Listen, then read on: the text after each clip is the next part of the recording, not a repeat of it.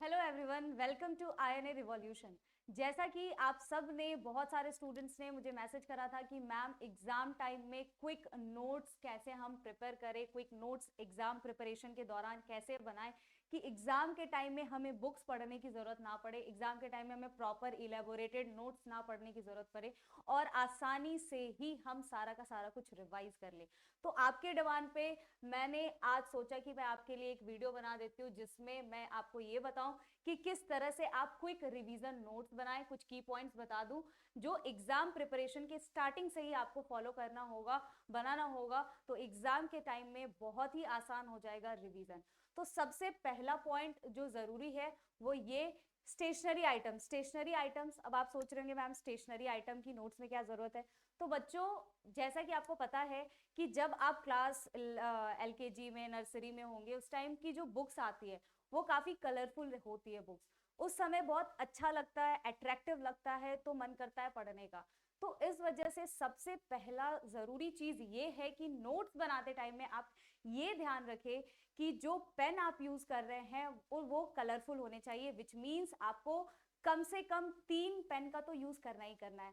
कौन कौन से कलर का पेन यूज करना है? Blue, black, red and biology में आप ग्रीन कलर का पेन भी यूज कर सकते हैं। तो अगर नोट्स कलरफुल होंगे तो पढ़ने में मजा आएगा। अगर मन नहीं भी कर रहा है पढ़ने का तो आपको देख के अट्रैक्टिव लगेगा और आप पढ़ना स्टार्ट कर दोगे। सो पहला जरूरी चीज यही है कि कभी भी आप नोट्स बना रहे हो, चाहे आप इलेबोरेटेड नोट्स बनाओ या क्विक रिवीजन नोट्स बनाओ, इसके लिए जरूरी है कि आप कलरफुल पेन्स का यूज करिए।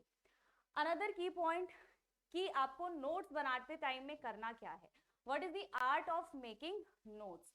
तो सबसे पहले जब भी आप चैप्टर स्टार्ट करते हो पढ़ना, पहला पॉइंट ये कि आप पहले तो पूरे चैप्टर्स को पढ़िए अच्छे से। जो भी चैप्टर्स आप पढ़ रहे हैं, तो सबसे पहला जरूरी चीज है कि ऐसा नहीं कि क्विकली आप चैप्टर को पढ़ के ऐसे ही छोड़ दीजिए।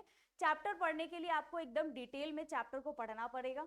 तो जब आप चैप्टर को पढ़ रहे हैं उस टाइम पे आपको क्या करना है, साथ साथ में जो भी इंपॉर्टेंट पॉइंट है उनको अंडरलाइन करना होगा।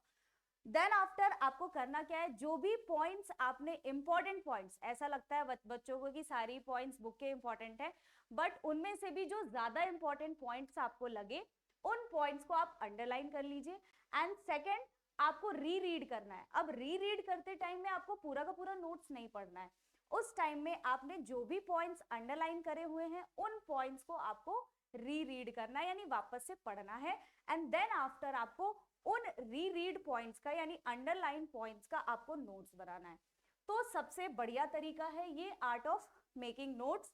इसके बाद इन 3 पॉइंट्स को ध्यान में रखते हुए अनदर पॉइंट ये है कि कभी भी आप नोट्स बनाइए तो नोट्स बनाते टाइम में जो सबसे पहला जरूरी चीज है कि आपको कोई भी चीज को पॉइंट में लिखना है।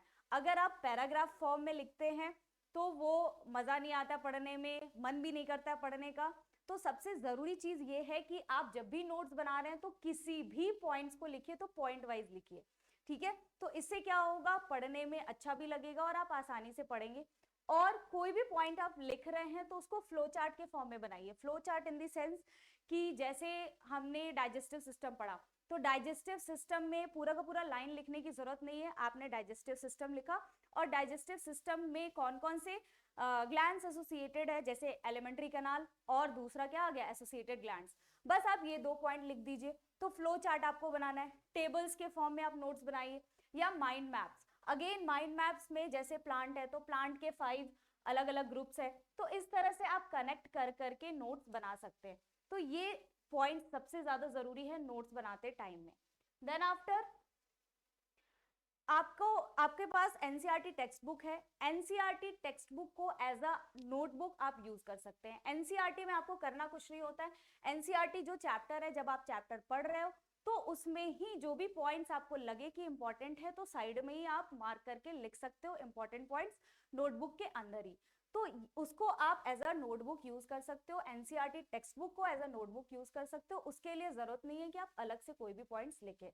एनसीईआरटी बुक के अंदर ही आप पेंसिल से मार्क करके जो भी इंपॉर्टेंट पॉइंट हो वो आप लिख सकते हो। बायोलॉजी में तो एनसीईआरटी बुक बहुत ही जरूरी है क्योंकि एनसीईआरटी से ही सारे क्वेश्चंस आते हैं, जैसा कि आपको पता है। तो 360 आउट ऑफ 360 अगर स्कोर करना है तो उसके लिए जरूरी है कि एनसीईआरटी बुक को ही एज अ नोटबुक आप यूज करिए।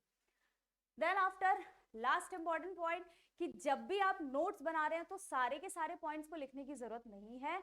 जो भी सबसे जरूरी पॉइंट्स है, जैसे फॉर एग्जांपल साइंटिस्ट के नाम हो गए, कौन से ईयर में इसकी डिस्कवरी हुई है, और जो भी हाईलाइटेड पॉइंट्स है उन पॉइंट्स को आप नोट्स में लिखिए। और जैसा कि मैंने आपको पहले बताया, पॉइंट वाइज लिखिए, इससे आपका क्विक रिवीजन हो जाएगा। चाहे आप बायोलॉजी की का नोट्स बना रहे हैं या आप केमिस्ट्री का नोट्स बना रहे हैं, तो केमिस्ट्री एंड फिजिक्स में तो इतना इलेबोरेटेड नोट्स बनाने की जरूरत होती नहीं है, क्योंकि बायोलॉजी में ज्यादा कंटेंट है, तो इस वजह से आप इंपॉर्टेंट पॉइंट्स को लिख सकते हैं।